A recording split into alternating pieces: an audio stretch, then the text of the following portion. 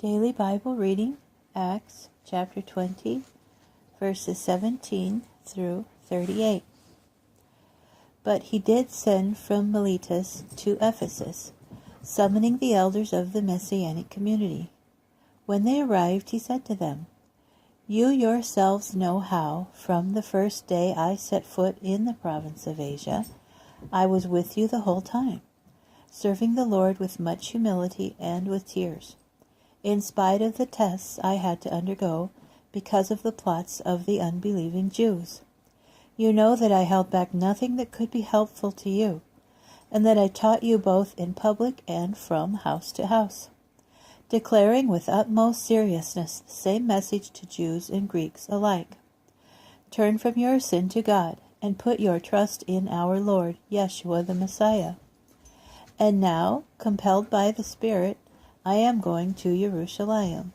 I don't know what will happen to me there, other than that in every city the Ruach HaKodesh keeps warning me that imprisonment and persecution await me. But I consider my own life of no importance to me whatsoever, as long as I can finish the course ahead of me, the task I received from the Lord Yeshua, to declare in depth the good news of God's love and kindness. Now, listen.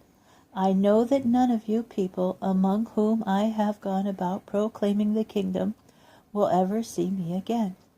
Therefore, I testify on this day that I am innocent of the blood of all, for I did not shrink from proclaiming to you the whole plan of God.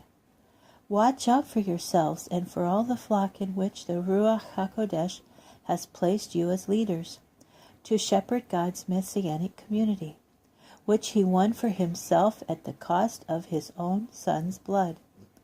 I know that after I leave, savage wolves will come in among you, and they won't spare the flock.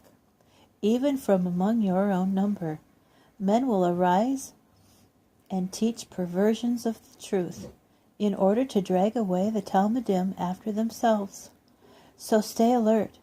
Remember that for 3 years, night and day, with tears in my eyes, I never stopped warning you. And now I entrust you to the care of the Lord and to the message of his love and kindness, for it can build you up and give you an inheritance among all those who have been set apart for God. I have not wanted for myself anyone's silver or gold or clothing. You yourselves know that these hands of mine have proclaimed not only for my own needs, but for the needs of my co-workers as well. In everything I have given you an example of how, by working hard like this, you must help the weak. Remembering the words of the Lord Yeshua himself, there is more happiness in giving than in receiving. When he had finished speaking, Shaul knelt down with them all and prayed. They were all in tears as they threw their arms around his neck and kissed him farewell. What saddened them the most was his remark that they would never see him again. Then they accompanied him to the ship.